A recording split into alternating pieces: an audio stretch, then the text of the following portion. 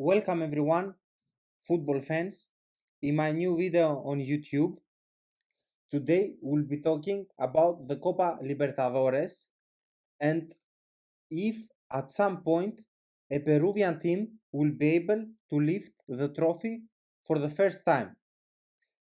So far, Peru, alongside Venezuela and Bolivia, remain the three countries in the competition that in South America that haven't managed to produce a Copa Libertadores champion yet. So far, there have been two finalists in the competition from Peru in 1972 Universitario and in 1997 Sporting Cristal, two of the most famous football clubs in the nation.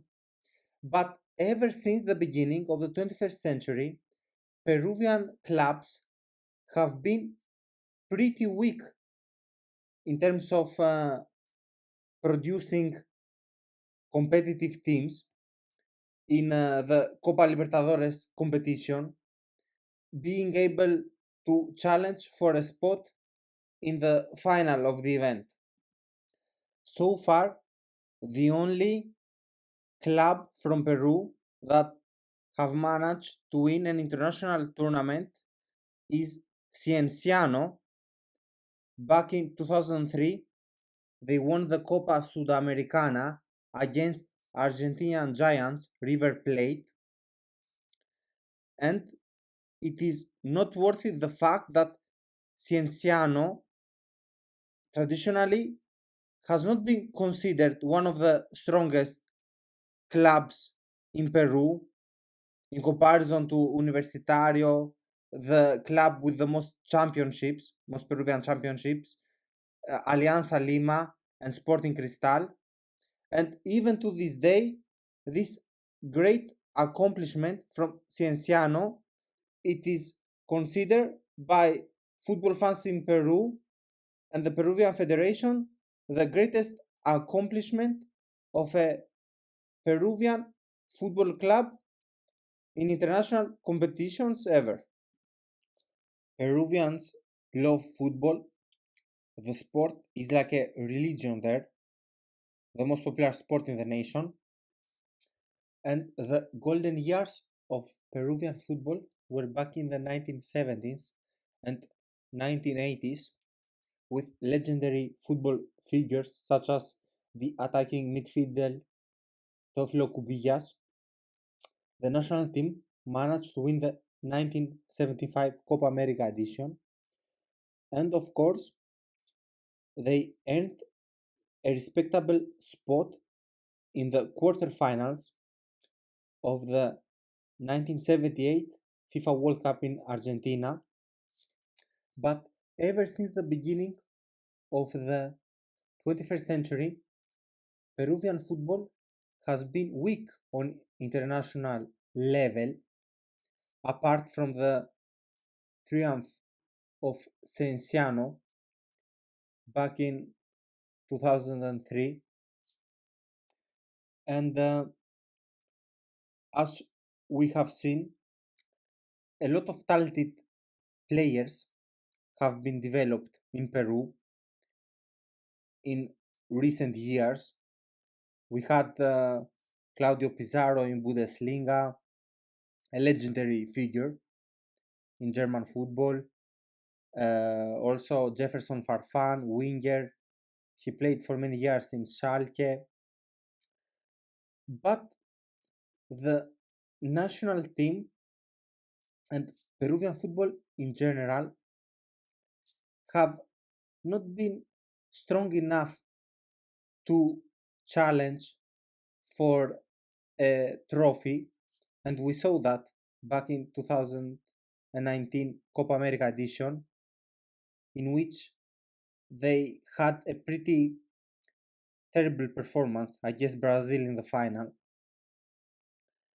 And the question remains now, if the best clubs in the country, such as Alianza Lima, Universitario, and Sporting Cristal, will be able at some point to have strong teams capable to lead the nation to the ultimate glory, lifting the Copa Libertadores. And well, the Peruvian football league is not among the strongest in South America and Latin America, unfortunately. And the way I see it, it's going to take a lot of effort from the top clubs in Peru, as well as from the Peruvian Football Federation, uh, cooperate together with the top clubs in the country and develop lots of talented players that could face big giants from Brazil and Argentina, the two nations that usually they produce quite often the most South American champions. It requires a lot of effort, as I said, from both the federation and the top clubs, a lot of investment into producing talented players that they are going to settle in the big clubs of Peru. And who knows, maybe at some point we're going to see a Peruvian football club at the final, playing at the final of the Copa Libertadores. And as we all know, the most recent time in which we had a Peruvian club playing in the Copa Libertadores finals was back in 1997 with Sporting Cristal, and it's been a really long time since then.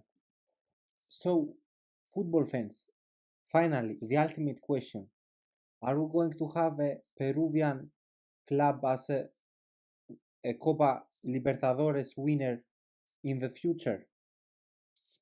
Well, can't say I'm very optimistic for Peruvian clubs, even for the strongest ones, because Peru doesn't have a strong first division.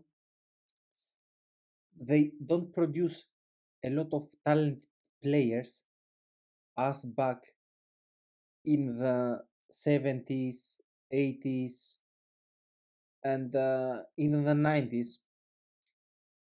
Uh, at the beginning of the 21st century, we had Claudio Pizarro, Paulo Guerrero, and Jefferson Farfan, some remarkable players in the history of Bundesliga. But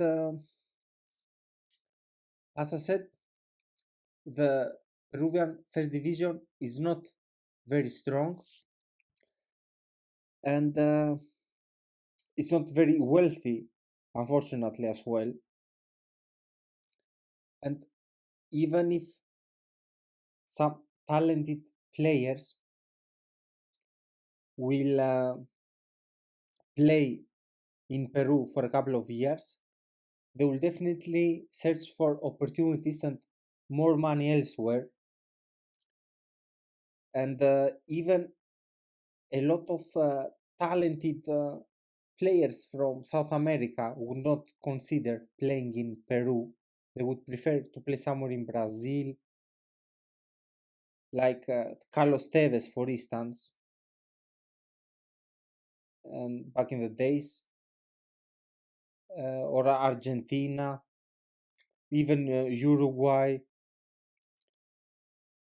And yeah, unfortunately, I'm not very optimistic about the big clubs of Peru being able to reach this unique achievement, becoming South American champions. When I'm talking about the big clubs, I mean Universitario, Alianza Lima, and Sporting Cristal, of course. And Peru, I could say it is more developed compared to countries in the region such as Bolivia, definitely Venezuela, and I could say even more developed than Colombia. And the Peruvian Football Federation has to definitely set a goal, in, invest a lot of money to potential future talented players alongside the big clubs of the country. And who knows, maybe at some point we're going to see a Peruvian football club lifting the trophy. Excuse me, but that is going to happen in the distant future. And let us not forget that a lot of Peruvian football clubs play on stadiums based on high altitude in mountains, just like in Bolivia and Ecuador, and that gives the Peruvian clubs a significant advantage when they play in Copa Libertadores, because the players there have been used to play in tough conditions with limited air to breathe and so on. Without a doubt, the Peruvian clubs must also take advantage of these opportunities whenever they play home. But in a few words, I'm not very optimistic for Peruvian clubs to lift the Copa Libertadores at some point. And if it is going to happen, it is definitely going to happen in the distant future. But I would like to take a look on your comments, your thoughts. Hope you're going to enjoy my video, and make sure to subscribe for more interesting upcoming sports videos. Goodbye for now, sports fans.